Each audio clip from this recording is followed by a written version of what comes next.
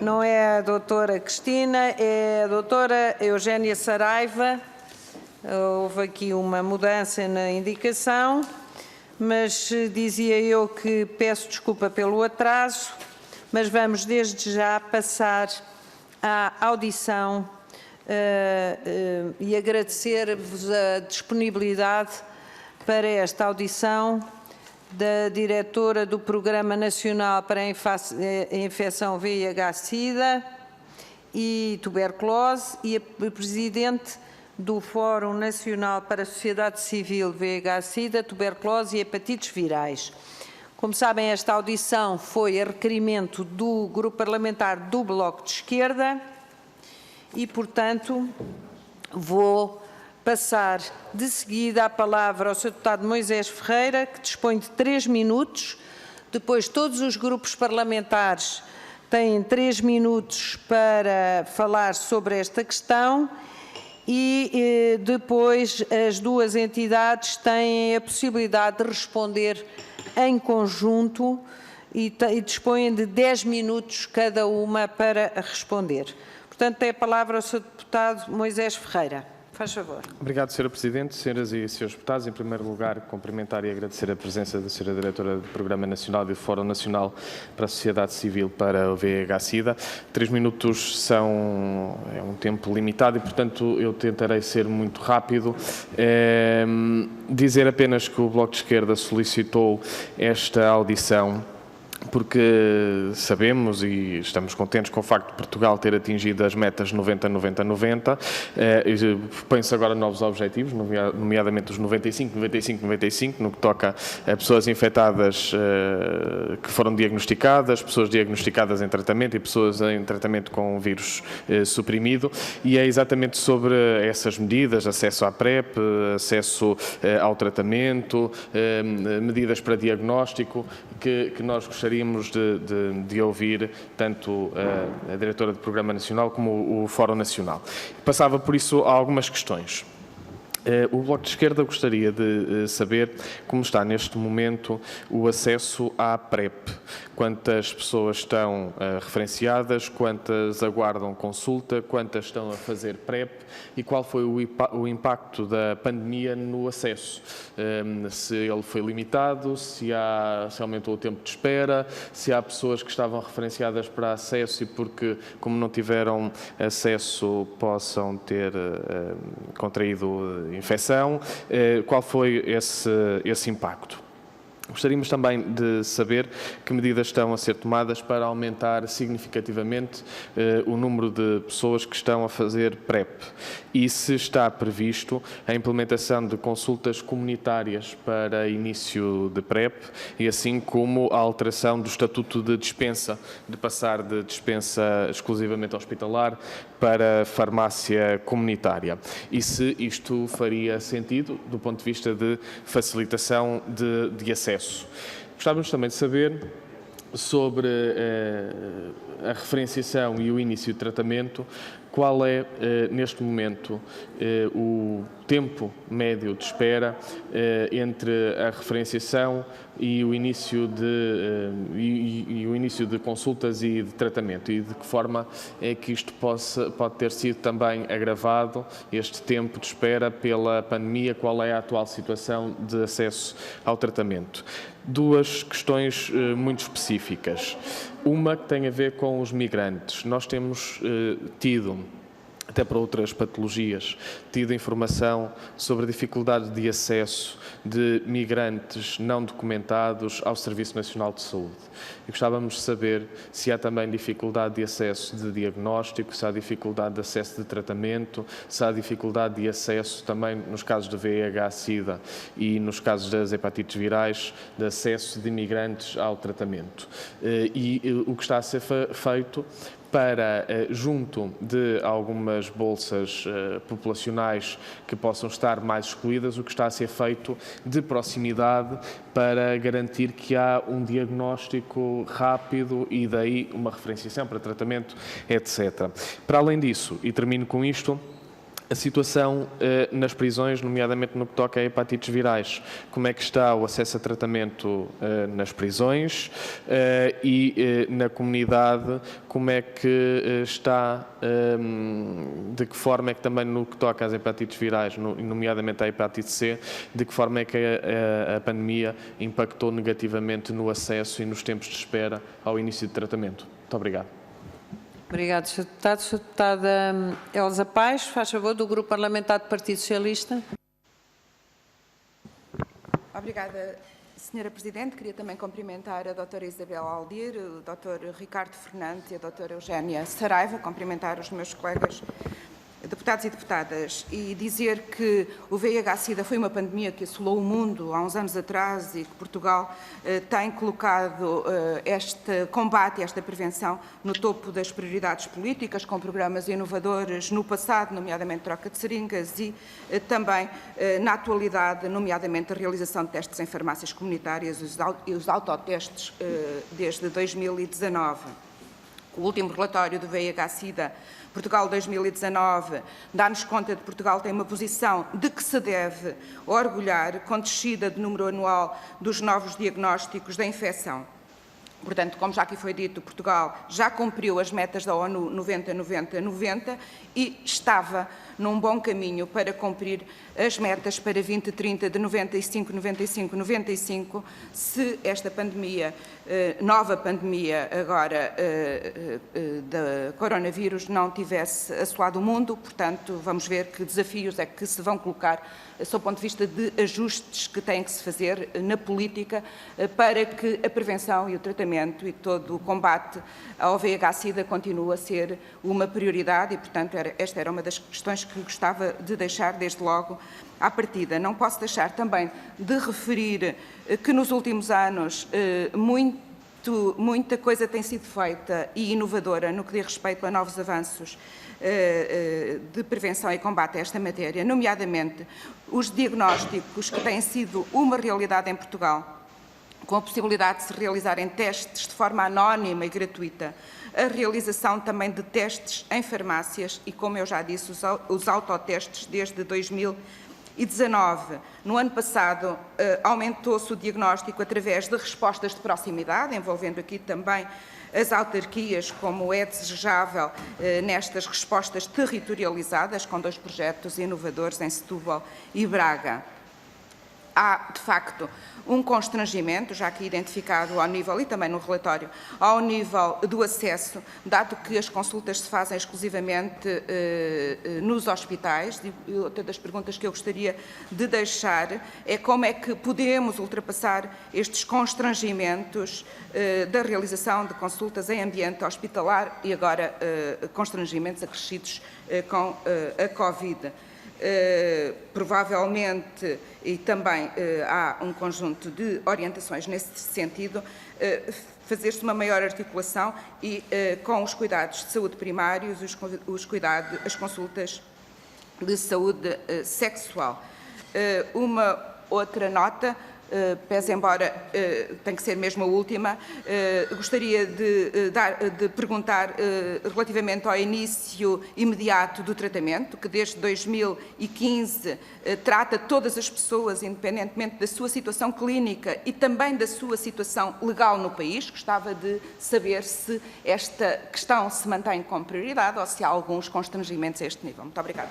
Muito obrigada, Sra. Deputada. Terá a oportunidade de poder complementar a sua intervenção na segunda ronda, se assim quiser. Sr. Deputado Ricardo Batista Leite, faz favor. Muito obrigado, Sra. Presidente. Aproveito para cumprimentar a Sra. Diretora do Programa Nacional para a Infecção VIH e Hepatites, a doutora Isabel Aldir, a quem cumprimento de forma especial e peço que envie os meus cumprimentos a todos os colegas do Hospital Legas Muniz, onde fiz parte importante da minha formação.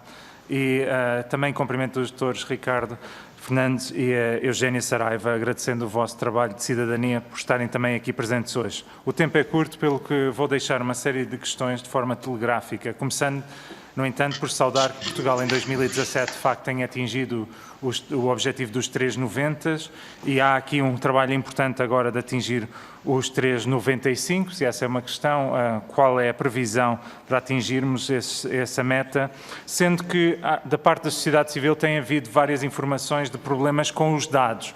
Há quem diga que neste momento o Civida não está a funcionar adequadamente. Portanto, qual é o grau de fiabilidade que a Direção-Geral de Saúde dá aos dados que são públicos na área do VIH-Sida e das hepatites? Assim como a questão do quarto 90, que se diz respeito à qualidade de vida das pessoas que vivem com VIH, qual é a atualização que o programa e a sociedade civil nos podem dar em termos de acesso à inovação?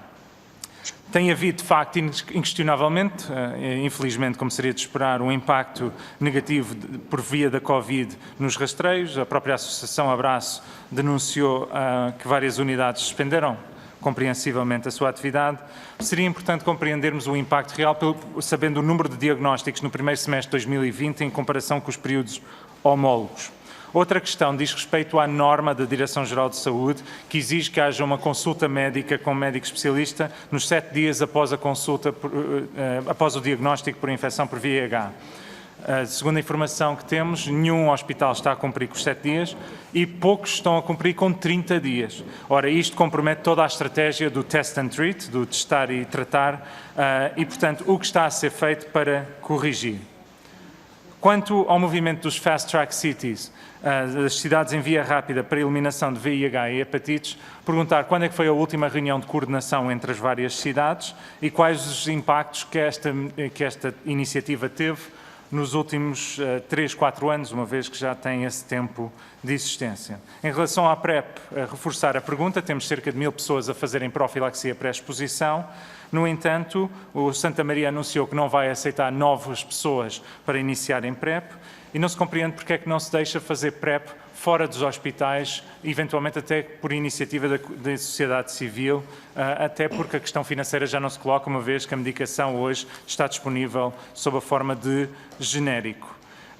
Sobre as hepatites virais, uma vez que o tempo terminou, perguntava, afinal, quantas pessoas foram curadas pela hepatite C desde o início do programa, uma vez que o relatório que é publicado pelo Infarmed diz que são 15.900 pessoas, mas o relatório refere cerca de 25.000 tratamentos aprovados. Há um atraso, certamente, nos registros. Seria importante termos uma noção do impacto e o que está a ser feito em termos de rastreios para encontrar os doentes que faltam. Muito obrigado, Sra. Presidente. Obrigada, Sr. Deputado.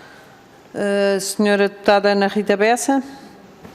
Muito obrigada, Senhora Presidente. Começo por cumprimentar a doutora Isabel Aldir e também o Ricardo Fernandes e a Eugénia Saraiva, agradecer a presença e como o tempo é curto, passar diretamente às questões. Já aqui foi mencionado que o objetivo 90-90-90 foi essencialmente cumprido e que estamos agora a trabalhar para o 95-95-95. Em todo o caso, há algumas incertezas escondidas por trás destes 90-90-90 que nos preocupam. E são 5 as questões que queria colocar. Em primeiro lugar, considerando que, e são dados da própria DGS, tem de facto havido um diagnóstico tardio, que cerca de 60% dos doentes são diagnosticados tardiamente, que medidas estão a ser desenvolvidas para garantir que há uma redução do tempo até ao diagnóstico, designadamente ao nível da política de rastreio na ligação dos cuidados de saúde, o que é que podemos esperar para garantir que podemos chegar aos 95-95-95? Em segundo lugar, também em termos de acesso, segundo a DGS também, decorrem em média 66 dias até ao início do tratamento, quando toda a evidência científica aponta a necessidade de tratamento antirretrovírico de imediato, essencialmente numa semana após a consulta com o especialista. Portanto, também aqui há caminho a fazer para reduzir de 66 para 7 dias o que é que está a ser feito. Também em relação à PrEP, os dados que temos é que a população-alvo seria de 12.000 pessoas, mas que cerca de 1.200 são as que estão de facto a ser abrangidas e perguntamos, também na linha do PSD, que papel poderão desempenhar outras estruturas públicas que não os hospitais, como por exemplo os CAD, os Centros de Aconselhamento e Detecção Precoce do VIH, para esta estratégia de prevenção e difusão da PrEP, em vantagem para todos. Quarta pergunta, que recomendações está a DGS a desenvolver para garantir que é dada prioridade às pessoas que vivem com o VIH no acesso aos cuidados de saúde, agora no desconfinamento, porque sabemos que foram particularmente afetadas no período do confinamento porque as suas equipas essenciais estiveram deslocadas para a linha da frente do combate ao Covid-19 e, portanto, há aqui uma recuperação necessária. Finalmente, também já aqui foi falado, durante o Covid-19 houve novas práticas de maior proximidade nos cuidados de saúde e designadamente no acesso ao medicamento, havia projetos pilotos na área do VIH, o que gostaríamos de saber é em que medida é que estas podem ser internalizadas e passar a ser prática comum como solução de longo prazo. Muito obrigada. Obrigada, Sra. Deputada. Passo agora a palavra à Sra. Deputada Bibiana Cunha. Faz favor. Muito obrigada, Sra. Presidente. Cumprimentar desde já a Presidente do Fórum Nacional para a Sociedade Civil para o VIH-Sida, tuberculose e hepatites virais. Dizer que, e colocando questões muito concretas, gostava de partir de um alerta que foi feito pela própria Organização Mundial de Saúde, a 6 de julho, em que refere que cerca de 100 países estão a ficar sem medicamentos para as pessoas com VIH devido à interrupção de fornecimentos pela crise, pelo contexto sanitário Covid-19 e, portanto, esta escassez de fármacos dever-se-á a atrasos nas entregas dos antirretrovirais e à paragem forçada do transporte aéreo e terrestre, que obviamente se juntam às limitações no acesso a serviços de saúde que foram interrompidos durante a fase crítica da Covid-19. E, portanto, gostaríamos de perguntar o seguinte, dada a importância destes medicamentos para a sobrevivência de pessoas infectadas pelo VIH e as dificuldades de transporte e fornecimento identificadas pela própria Organização Mundial de Saúde, que impactos é que efetivamente isto está a ter em Portugal e como estão a ser asseguradas as necessidades destes fármacos junto destas populações, destas pessoas em situação mais vulnerável. Depois, como segundo aspecto, dizer que, tal como aconteceu em relação a outras patologias cujas consultas e tratamentos ficaram condicionados devido ao contexto sanitário que vivenciamos, também nesta área se verificaram dificuldades ao nível da referenciação, ao nível do seguimento destas pessoas.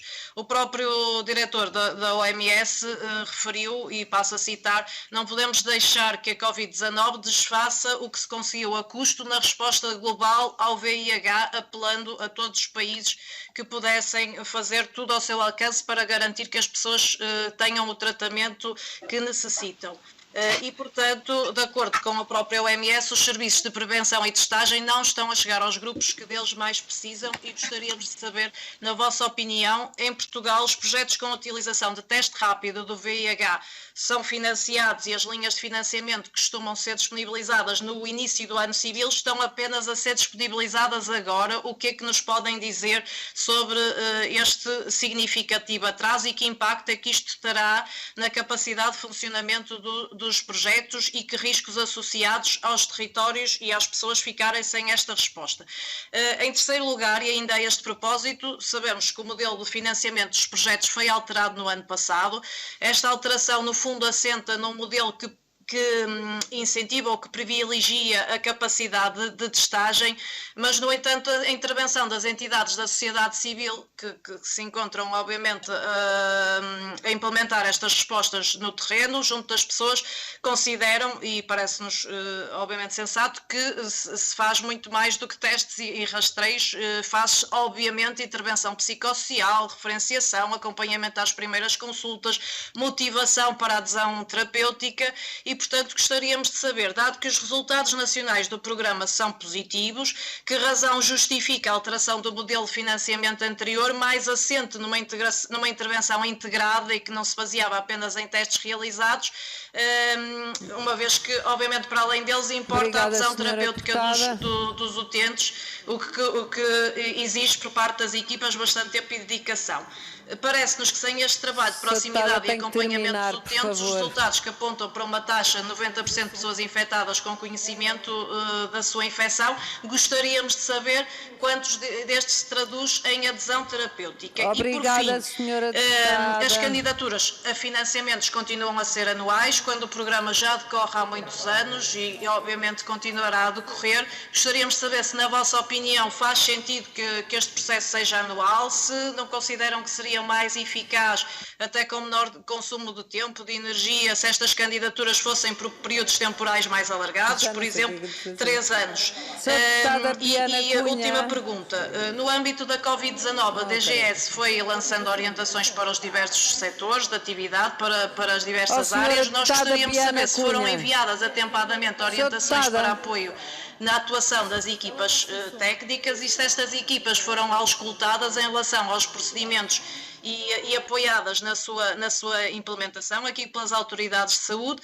Como é que foram assegurados a aquisição dos equipamentos de proteção individual necessários, bem que os materiais, bem como a proteção dos próprios e dos utentes, se houve aqui algum financiamento adicional? Muito obrigada. Eu peço-lhe imensa desculpa, eu estava-lhe a fazer sinal, mas a senhora deputada não me ouvia. A senhora deputada gastou o tempo das 2 rondas e ainda mais, ainda ultrapassou. Portanto, não lhe vou dar a possibilidade depois de usar novamente a palavra. Peço desculpa, mas de facto eu por todos os meios fiz sinal, mas não consegui que a senhora deputada me ouvisse. Passo agora, então, a palavra às entidades. A doutora Isabela Aldir, mais uma vez quero cumprimentá-la. Muito obrigada pela sua disponibilidade e passo-lhe desde já a palavra. Disponho de 10 minutos, como sabe. Muito obrigada, Sra. Presidente Maria Antónia Almeida Santos, e permita-me começar por, na sua pessoa, cumprimentar todos os presentes e agradecer esta audição. Vou tentar responder ao máximo de questões que me for possível, fazendo não de uma forma individualizada, mas conjunta, e tentando agrupar por grandes temas que foram aqui tratados. Começando pela questão do diagnóstico. Em Portugal, efetivamente, o diagnóstico foi desde sempre uma prioridade e daí nós termos centros de rastreio anónimo desde há tanto tempo a esta parte, os famosos CADs, e ao longo do tempo fomos ajustando as respostas às realidades e daí terem surgido os testes rápidos nos cuidados de saúde primários, terem surgido projetos financiados especificamente para promoção do rastreio, ter-se alterado a legislação por forma a permitir a realização dos testes em ambiente de farmácia hospitalar e, ultimamente, desde o ano passado, ter-se também alterado a legislação para que os autotestes de diagnóstico, nomeadamente o VIH, que são os que existem, pudessem ser uma realidade entre nós. E isto para dizer que todas as estratégias que atualmente se dispõem, que visam à promoção do diagnóstico, estão presentes em Portugal. Agora, naturalmente que nós podemos e devemos amplificar estas respostas, e nomeadamente através do diagnóstico de proximidade, atividade para a qual nós dependemos e bem de organizações de base comunitária, que estão muito mais próximas de populações que são populações que são mais difíceis de atingir pelos cuidados formais de saúde, e é nesse sentido que nós temos apostado muito nesta resposta de proximidade e que temos promovido os projetos e que justificam a alteração que foi feita no ano passado na forma como os projetos eram abertos e eram financiados. Quando nós mudamos a forma e o modelo financeiro dos projetos não foi naturalmente para colocar as organizações que a eles se candidatam em situações de dificuldade.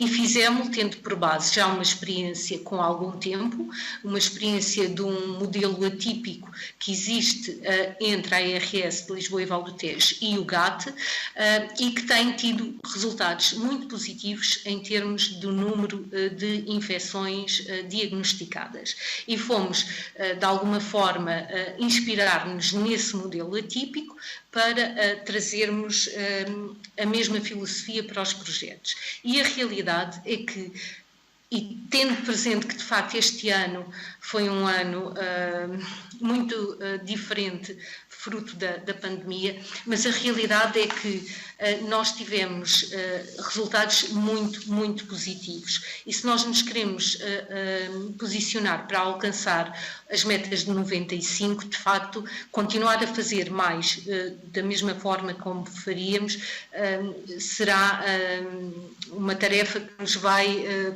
provavelmente comprometer. Só para vos dizer alguns dados. Por exemplo, uma organização que no ano de 2018, os anos aqui dos projetos não são anos civis, alguns projetos começam em maio, outros em julho, outros em setembro, e portanto não entendam isto como anos civis, mas um projeto que em 2018 tinha realizado 225 sessões de rastreio. Quando nós alterámos a modalidade de financiamento, esta mesma organização passou para 739 sessões de rastreio. Naturalmente que daqui decorre a identificação de mais infecções, sejam elas de infecção por VIH, sejam elas de infecções por hepatites virais ou de sífilis. E, portanto, a alteração na modalidade de financiamento visou promover o diagnóstico e o diagnóstico de proximidade. Fomos atropelados por esta situação pandémica que veio trazer aqui uma dificuldade acrescida, mas que isso não nos deve de maneira nenhuma desfocar dos nossos objetivos. Provavelmente vamos todos ter que nos esforçar ainda mais para recuperar aquilo que foi prejudicado com esta situação. E por isso eu acho que se continuarmos neste trajeto, teremos condições para garantir que antes de 2030 conseguimos diagnosticar 95% das pessoas, sendo que nós, em regra, diagnosticamos cerca de 1000 pessoas por ano e, de acordo com as ferramentas de modulação matemática, ocorrem todos os anos cerca de 600 novas infecções e, portanto, estamos a ter um superávit de cerca de 400 diagnósticos por ano. E isso também nos vai, espero, permitir fazer com que a situação dos diagnósticos tardios se modifique a curto prazo. Relativamente à questão da profilaxia pré-exposição, efetivamente o medicamento que nós utilizamos é um medicamento de uso exclusivo hospitalar. E se nós estamos a considerar uma estratégia de prevenção, representa aqui algum contrassenso, porque as prevenções devem estar o mais facilitadas e o mais descentralizadas possíveis e não repousarem exclusivamente em consultas hospitalares. Esta é uma necessidade que foi identificada desde o primeiro momento, que tem sido largamente debatida entre a direção do programa e o Fórum e outros parceiros, e que estava já identificada como tendo que ser alvo de uma reformulação.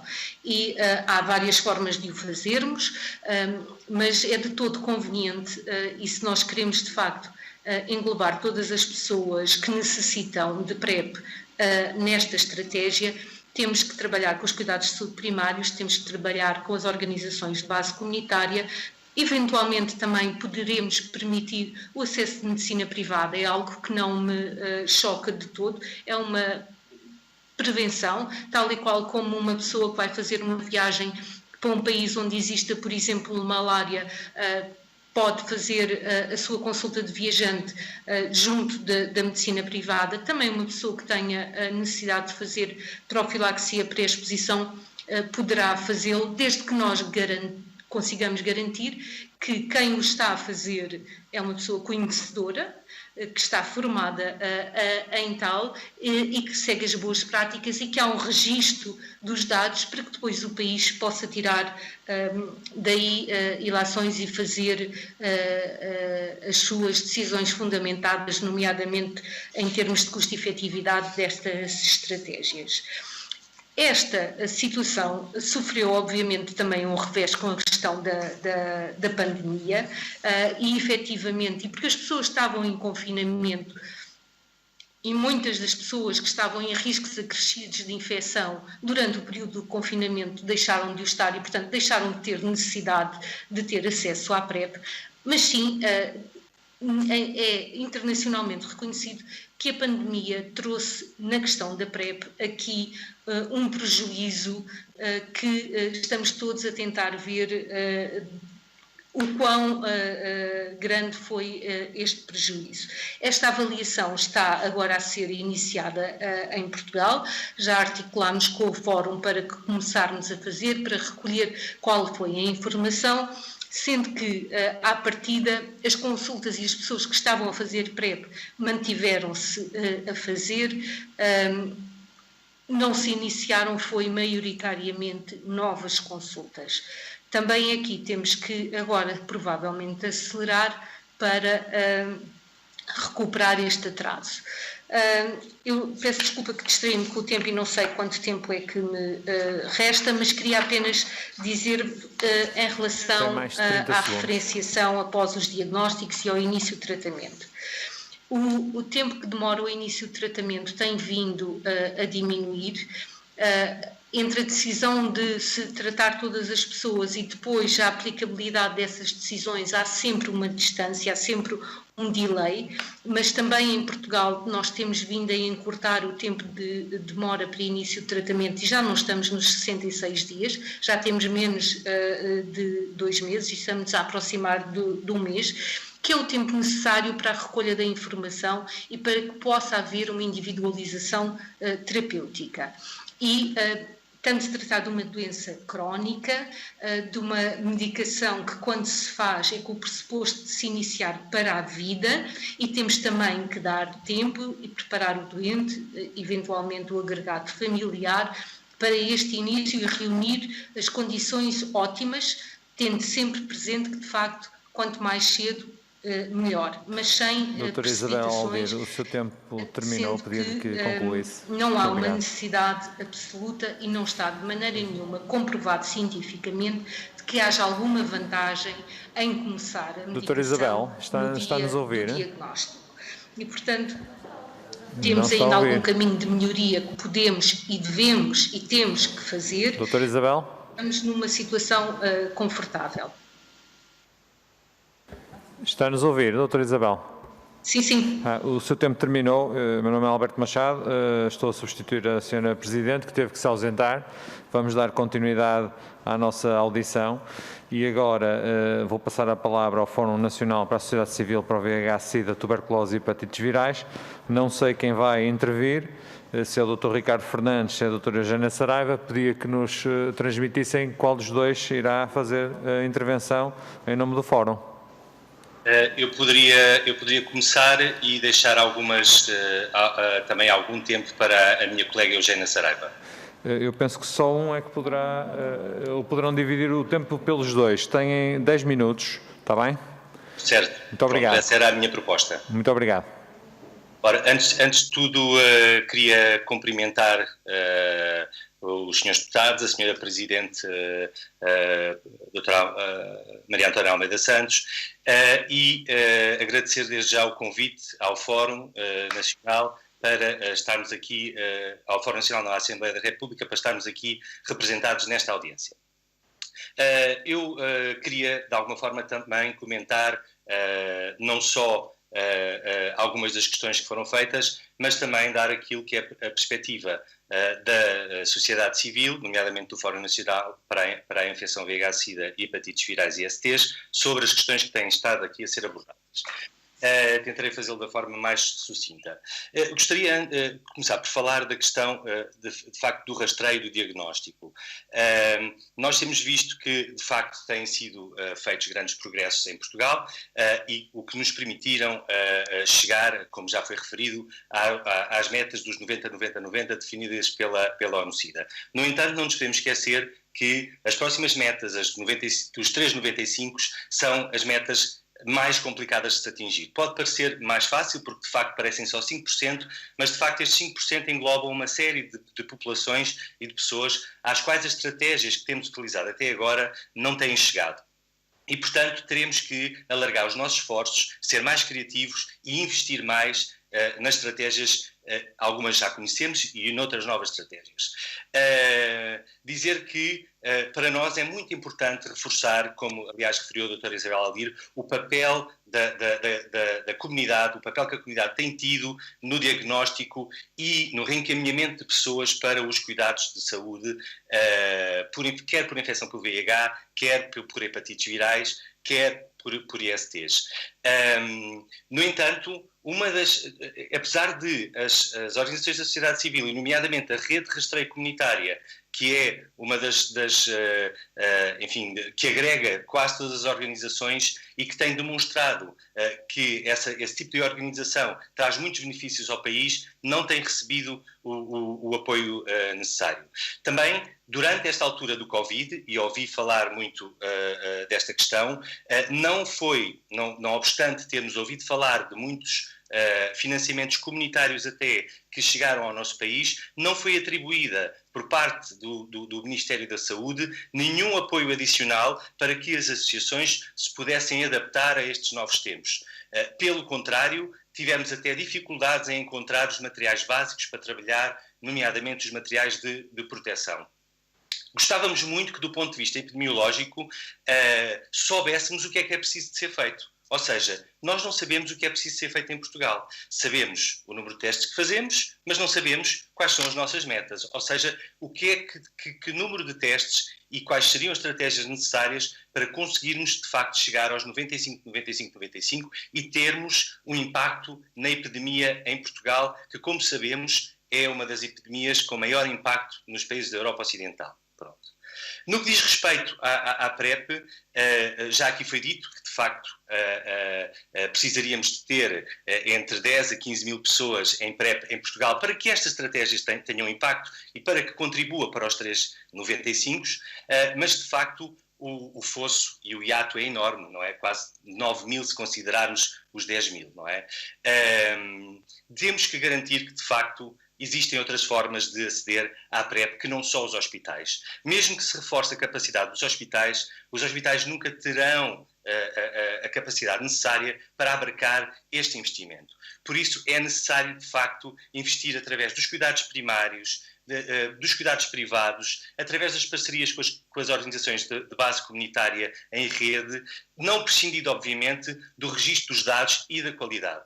Garantida a qualidade e a informação.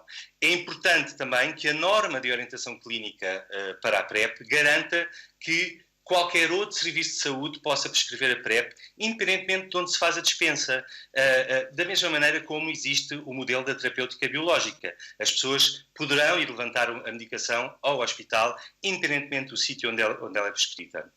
Só assim vamos conseguir preencher este gap dos 90 mil que falámos e atingir os 95. É muito importante que se perceba que, especialmente em Lisboa, se esta estratégia falhar em Lisboa, que é onde temos a concentração maior de casos pelo VIH, provavelmente poremos em causa o atingimento destes objetivos. Portanto, é a importância, de facto, conseguirmos fazer isto.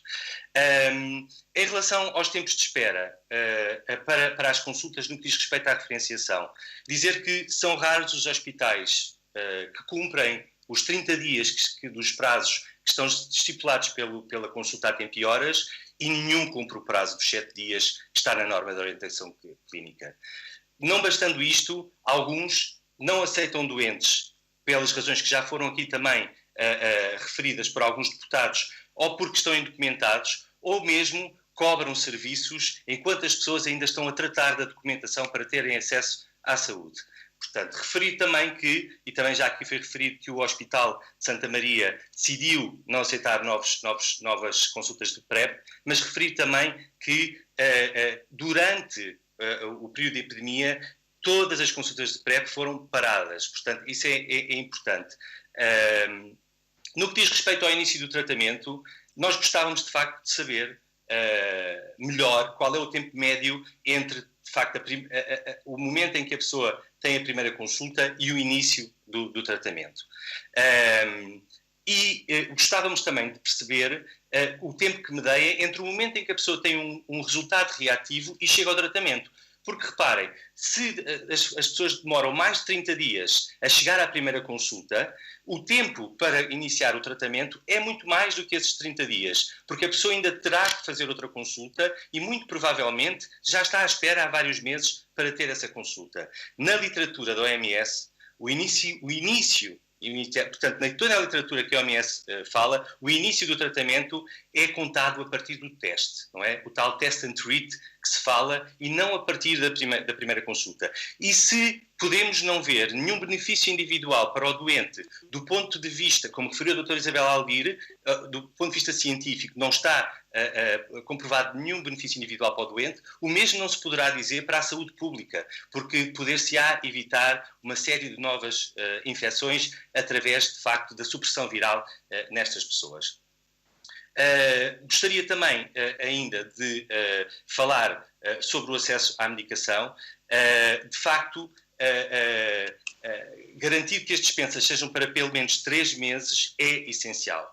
Apesar de nós acharmos que deviam ser para 6 meses, porque é esse o tempo que as pessoas que estão estabilizadas têm para ir ao hospital a consultas, de 6 em 6 meses. Mas, infelizmente, apesar de nós termos um teto para os tratamentos em Portugal, e, portanto, isso querer dizer que muito provavelmente não teríamos limitação, usa-se a desculpa da cabimentação e do custo Ricardo, para se evitar dar os medicamentos para mais de 3 meses. Já tem 8 minutos. Um dos principais hospitais de Lisboa não cumpre, e outros no país não cumprem sequer os 3 meses. Portanto, para nós é muito importante... Doutor Ricardo, está-nos a ouvir? Diga. Está-nos a ouvir? Estava só a avisá-lo que já passou os 8 minutos, depois ainda pretende passar à sua colega, convinha... Finalizo a dizer que esta legislação existe desde 2015 e ainda não é cumprida. Muito obrigado. Muito obrigado, Dr. Ricardo Fernandes. Então passávamos a palavra à doutora Eugénia Saraiva. Pedia alguma contenção? Está bem? Tem 2 minutos. Obrigado. Em 2 minutos, quero cumprimentar a Sra. Presidente da Comissão de Saúde e todos os deputados que ela assim representa. Em 2 minutos pouco posso dizer, a não ser reiterar tudo aquilo que o meu colega Ricardo Fernandes disse, mas dizer que estamos todos muito preocupados com a situação que neste momento vivemos de adaptações e de reajustamentos no pós-Covid, que ainda mantemos, que é nomeadamente a situação de os nossos utentes, pacientes, pessoas que vivem com VIH, poderem se deslocar aos hospitais ou às farmácias, e o envolvimento das associações de doentes para uma equidade, uma acessibilidade e a preocupação inerente a esta situação de a proteção de dados e a confidencialidade, que nós temos tido algumas reclamações face a esta distribuição em farmácia comunitária. Portanto, é uma preocupação para o Fórum Nacional da Sociedade Civil, o acesso à medicação e a ser igual para todos e estar distribuído não só na farmácia ou no hospital, mas envolvimento das associações de doentes, nomeadamente neste último processo que está a dar origem a um grupo de trabalho em que se refere que as associações de doentes vão ser posteriormente contactadas para darem o seu parecer. Além de tudo isto, é importante referir que esta opção de escolha deve respeitar todas as necessidades e preferências de cada pessoa e que ela é extremamente importante para a adesão terapêutica e garantindo assim o acesso universal a todos os utentes. Dizer a nossa preocupação face ao número de testes ser residual, como aqui foi referido, há agora uma resposta atípica, nomeadamente a Liga teve 700 testes realizados dos 3.800 que eram solicitados, comparativamente ao ano passado, que tinha 900 dos 1.800 que eram assim solicitados. E este, apesar de ser um modelo atípico e vivermos momentos diferentes, é de facto uma preocupação de todas as associações que constituem o Fórum Nacional da Sociedade Civil. Dizer que outra das preocupações, e muito bem explanada pelo Sr. Deputado Ricardo Batista Leite, é os tratamentos atrasados, nomeadamente em relação à hepatite, nomeadamente em relação às consultas a tempo e horas,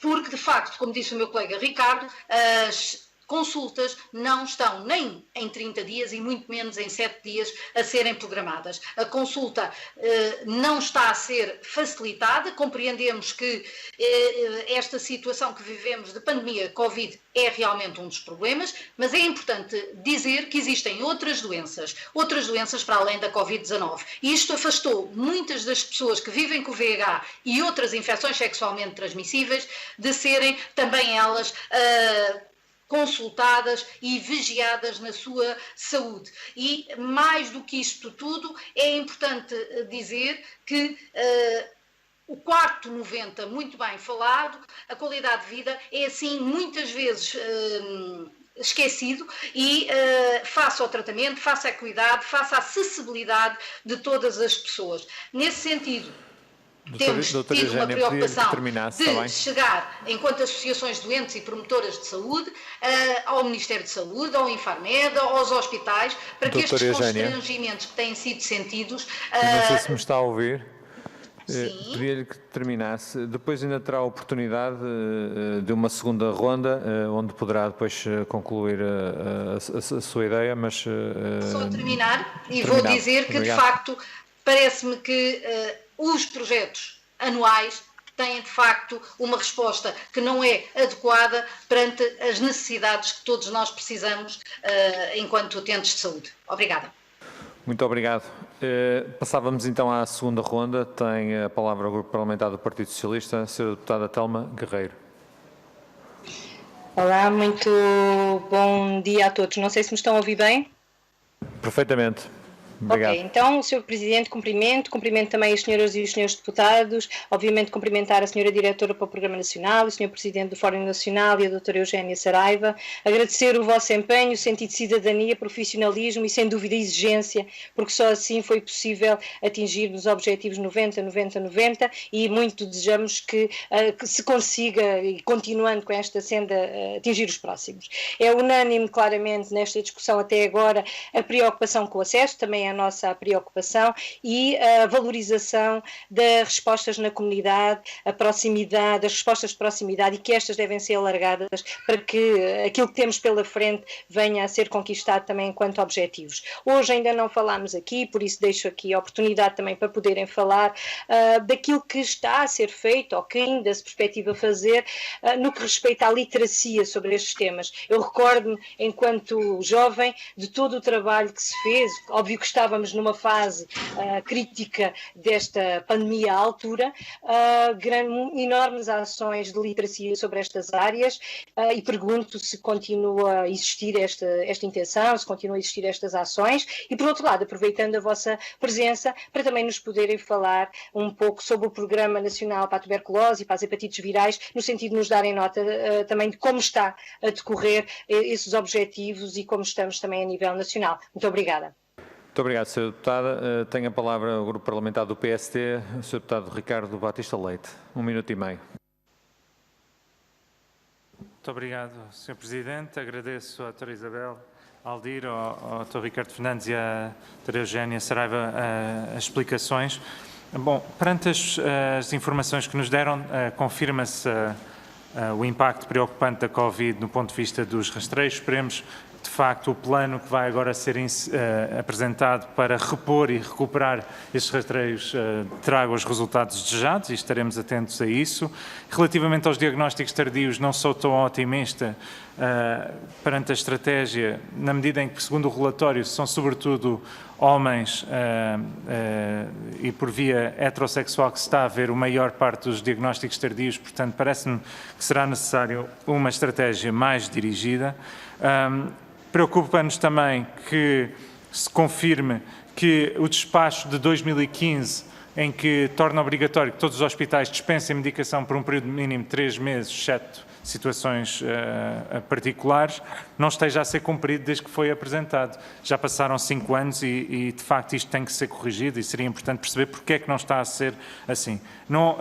O que a Eugénia Saraiva disse é verdade e não obtivemos qualquer resposta sobre a hepatite C, o número de doentes curados, parece-nos ser de importância relevante, assim como seria importante percebermos, do ponto de vista da política de redução de danos, se aquilo que foi apresentado e aprovado no Orçamento de Estado para 2020 está a ser cumprido, ou seja, se as organizações não governamentais estão a ser financiadas a 100% para as políticas de redução de danos, tendo mudado o regime dos 80% mais 20% que existia anteriormente. Muito obrigado. Muito obrigado, Sr. Deputado. Tem a palavra o Grupo Parlamentar do Bloco de Esquerda, Sr. Deputado Moisés Ferreira. 1 minuto e meio também. Obrigado, Sr. Presidente. Senhoras e Srs. Deputados, agradecer as informações que já nos foram dadas numa primeira intervenção e aproveitar, se calhar, para colocar algumas questões que foram suscitadas por essas intervenções. Primeiro, para a doutora Isabel Aldir, sobre diagnóstico. Gostaria de saber se o Programa Nacional tem identificado populações ou territórios que não estejam a ser testados o suficiente para atingir também a meta de 95 para o diagnóstico e que medidas tem no terreno para aumentar a testagem junto destas populações ou em alguns territórios. Portanto, saber se há essa identificação. Sobre a PrEP, ainda para a doutora Isabel Aldir, foi reconhecido que efetivamente há aqui um contrassenso entre a dispensa exclusivamente hospitalar e foi reconhecido que era importante haver uma implementação, uma colaboração de base comunitária e também nos cuidados de saúde primários, mas aquilo que eu perguntava era quais são as medidas concretas, as metas e o calendário que é proposto pelo Programa Nacional para que isto possa acontecer, ou seja, para que a PrEP possa vir a ser disponibilizada em base comunitária, numa rede parecida com aquela que já existe para fazer o diagnóstico e também para que possa ser disponibilizada nos cuidados de saúde primários. Muito rapidamente e em 15 segundos, Sr. Presidente. Para o Fórum Nacional, foi dito que as organizações que integram a rede comunitária de rastreio não estão a ser devidamente apoiadas. Eu perguntava que apoio é necessário e foi dito algo muito grave do nosso ponto de vista, que há hospitais que não recebem migrantes não documentados ou que então cobram integralmente os tratamentos. Acreditamos que isto está em violação com a atual lei de bases. Eu gostava de pedir que nos pudessem explicar um pouco melhor esta situação e até dizer que hospitais é que estão a fazer isto para nós podermos interceder junto do Governo. Muito obrigado. Muito obrigado, Sr. Deputado. Entrávamos agora no período de resposta. Cada entidade tem 5 minutos. Eu passava a palavra à doutora Isabel Aldir, do Programa Nacional para a Infecção VIH-Sida e Tuberculose. Muito obrigado. Muito obrigada.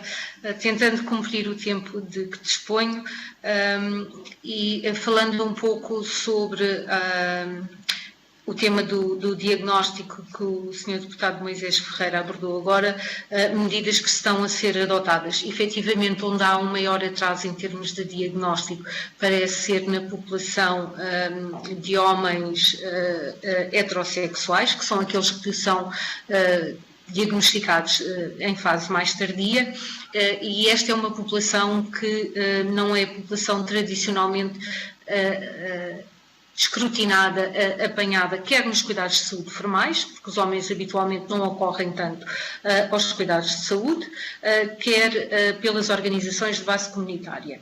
Uma das estratégias que está a ser gizada e que espero que venha a breve prazo a ver luz, é a identificação e a colocação de alertas para os médicos no sentido de pedirem o teste de VIH perante algumas condições, que são condições conhecidas como condições indicadoras da infecção e que servem, digamos, como um alerta para o clínico promover.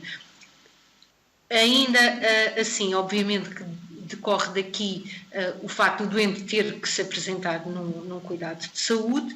O que nós queremos também é não deixar de aproveitar todas as oportunidades e quando estas pessoas acorrem aos serviços de urgência, também aí ser proposto a realização do teste, trabalhar com as autarquias, nomeadamente nos programas das cidades na vida rápida, para tentar promover o diagnóstico junto destas populações. E o Dr. Ricardo Fernandes disse algo que é muito importante, que de facto esta passagem dos 90 para os 95 é extraordinariamente difícil.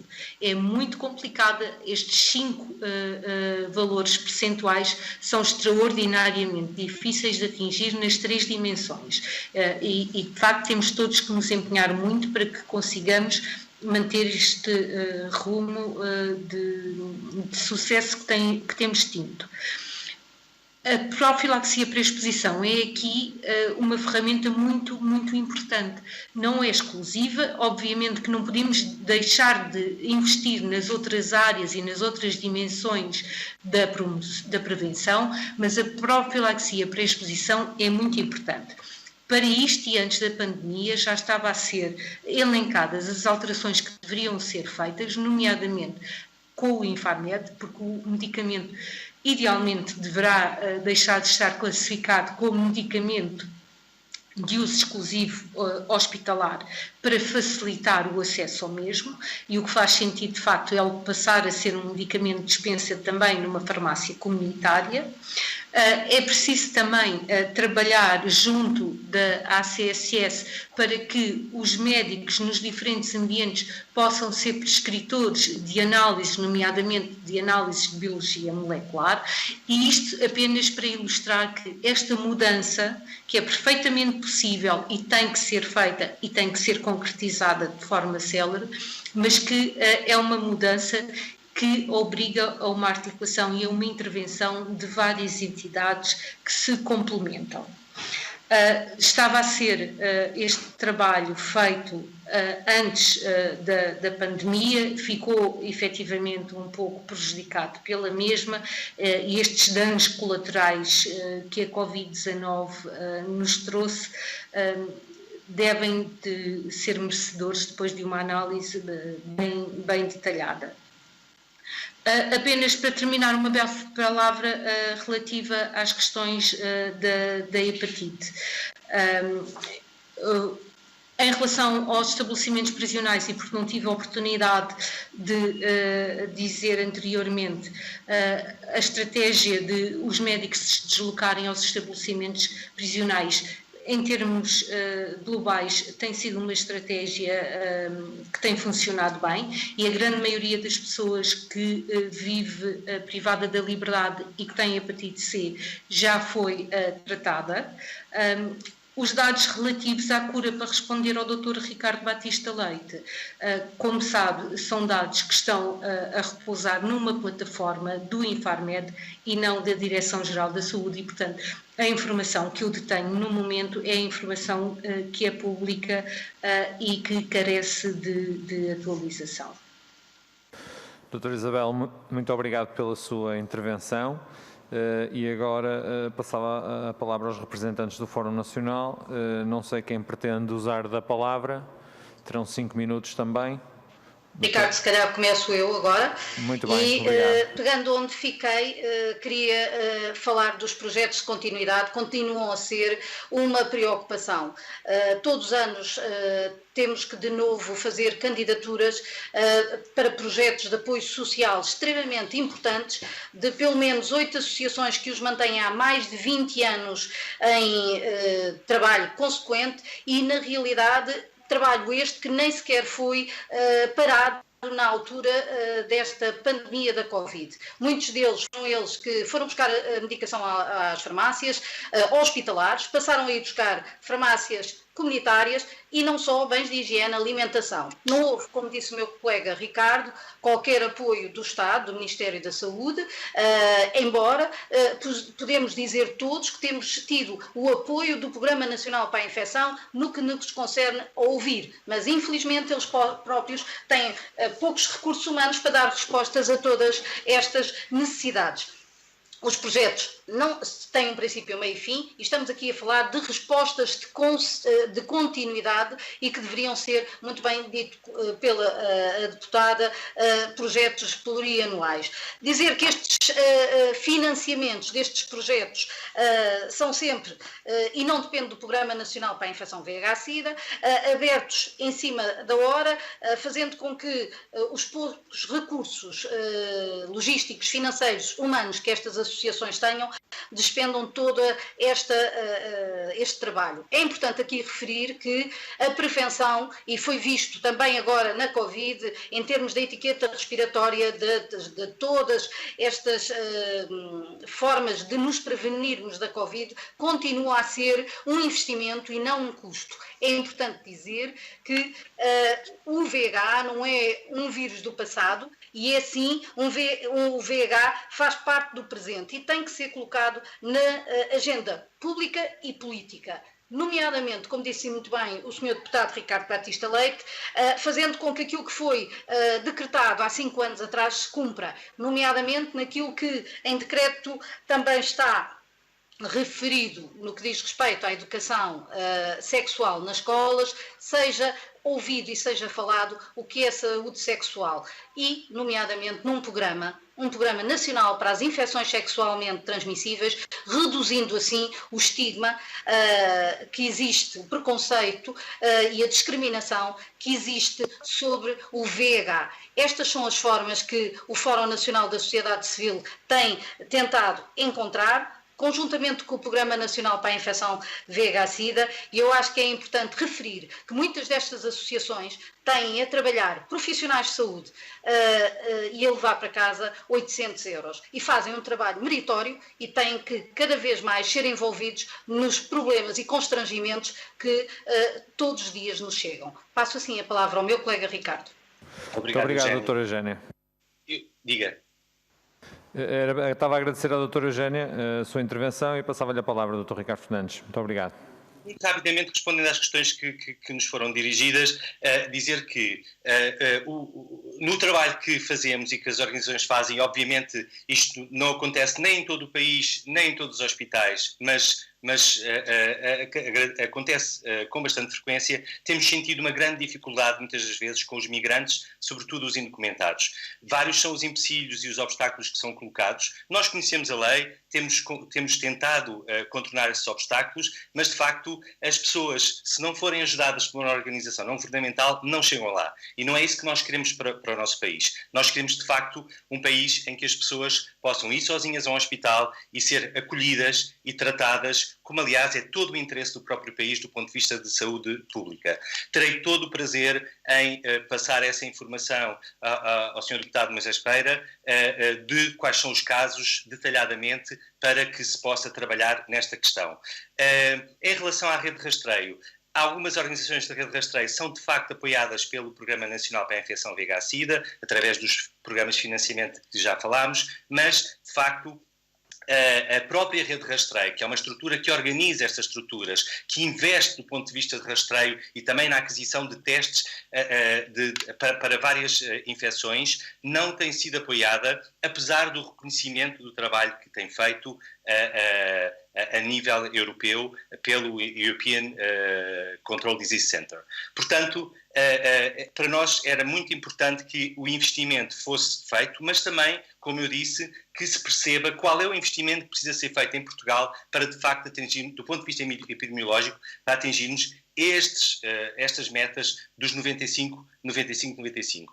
Dizer também que, em relação à questão da distribuição da medicação hospitalar, aliás, da PrEP, desculpem, que de facto concordamos com a doutora Isabel Aldir que esta medicação deve passar a ter outro tipo de indicação, não exclusivamente hospitalar, mas que isto não deve ser um empecilho para que as pessoas possam prescrever PrEP noutros sítios que não os hospitais, podendo as pessoas levantar lá, caso isso não seja possível.